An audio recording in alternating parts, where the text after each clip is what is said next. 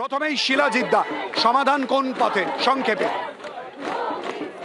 সমাধান আমি যেটা আগে বলেছি সেটাই করবো, কারণ আমাদের অবস্থা, আমরা প্রত্যেকে মানসিক অবস্থায় গোটা পশ্চিমবঙ্গ, আমরা ডাক্তারদের এবং আমাদের সবারই খুবই আমরা সাংঘাতিক অবস্থা। ইনফ্যাক্ট আমি সো সরি, কিন্তু তবু বলছি আমার ধুম জ্বর, তবুও সেই জ্বরের মধ্যে আমি যাই না, জাস্ট তোমাদের অনুরোধে কথা বলছি। আমরা চাই যে এটা সলিউশন সবার চাই, এবং আমার মনে হচ্ছে যে ইগো বাদ দিয়ে এটা ডাক্তার পক্ষকেও বলবো এবং আমাদের সরকারকেও বলবো যে তারা যত তাড়াতাড়ি এটা থেকে আমাদের সবাইকে এই দুশ্চিন্তা থেকে, সাংঘাতিক সময় থেকে নিষ্কৃতি দিতে পারে, তত আমাদের পক্ষে সুবিধাজনক হবে। এটুকুই আমার বলার।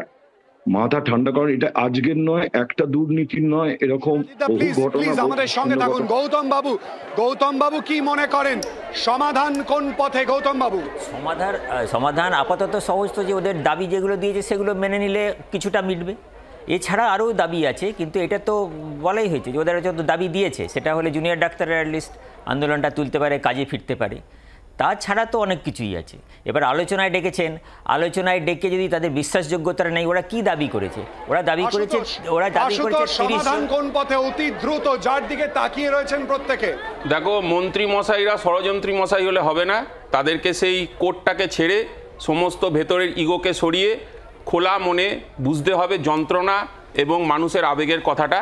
এবং দয়া করে মাননীয় মুখ্যমন্ত্রীকে আমি আপনার মাধ্যমে অনুরোধ করতে চাই, মাননীয় মন্ত্রী আছেন আমাদের সাথে, তাদের মাধ্যমে অনুরোধ করতে চাই, আপনি নবান্ন থেকে এখানে আসুন।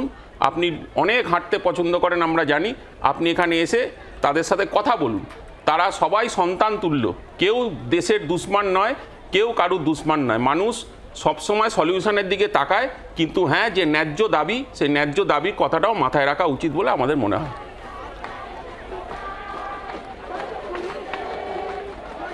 শারদ্বত বাবু কি বলবেন, সমাধান কোন পথে? শিল্পী শিলাজিৎকে একটু কারেকশন করে দিই, এটা ইগো নয়, মুখ্যমন্ত্রীর তরফ থেকে এটা হচ্ছে অ্যারোগেন্স, বাংলায় ঔদ্ধত্য বলে। ওনার ঔদ্ধত্য থেকে সরে আসতে হবে, ওনাকে নবান্ন থেকে স্বাস্থ্য ভবনে আসতে হবে। ছোট ছোট ছাত্রছাত্রী ছেলেমেয়েরা যারা আছে সন্তান তুল্য, তাদের সঙ্গে কথা বলতে হবে, তাদের দাবি দাবার সব শুনতে হবে, তাদের যে কজন যেতে চায় সবাইকে আহ্বান জানাতে হবে আসতে। এবং এই বুলেট বিন্দুগুলো যেগুলো ওরা দিয়েছে, তার মধ্যে আমার মনে হয় যেগুলো ছাত্রছাত্রীরা মন থেকে মেনে নেওয়ার জন্য চাইবে সেগুলো মেনে নিতে হবে। এছাড়া কোনো সমস্যার সমাধান হয় না, কারণ এই সমস্যার সমাধান না হওয়ার মুখ্যমন্ত্রীর ঔদ্ধত্য, অ্যারোগেন্স।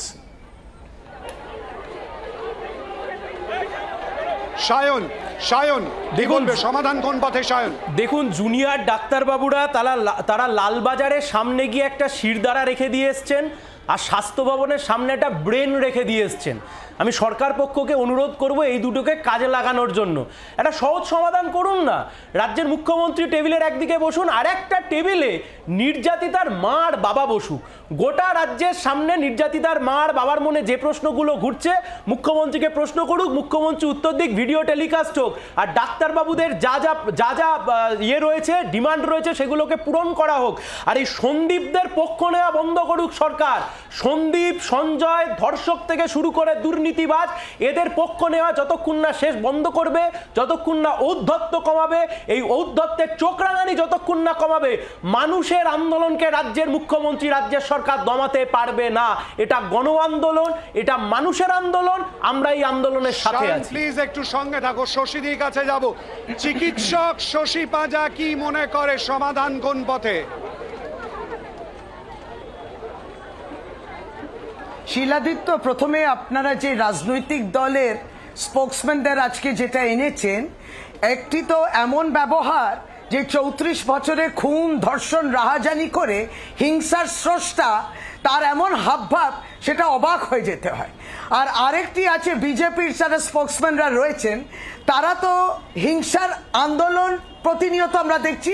27 তারিখ নিরামিষ আন্দোলন নয়, কিরকম আমিষ আন্দোলন হতে হয়, এটা তাদের ভাবনা চিন্তা।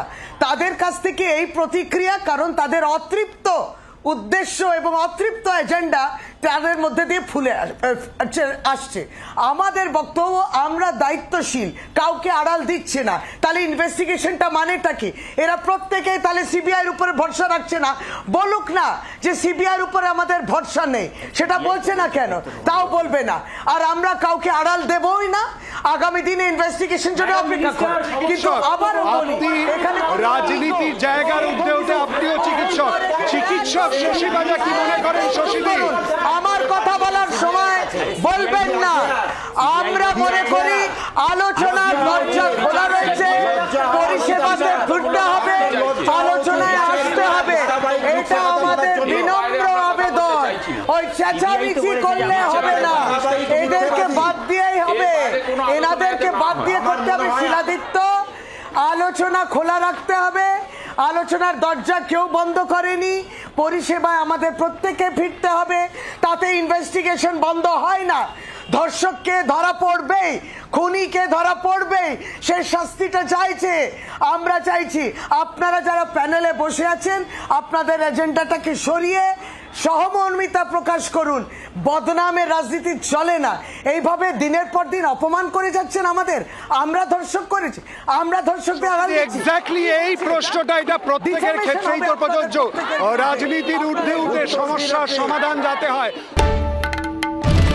বাংলার আওয়াজ, বাঙালির আবেগ, জি 24 ঘন্টা।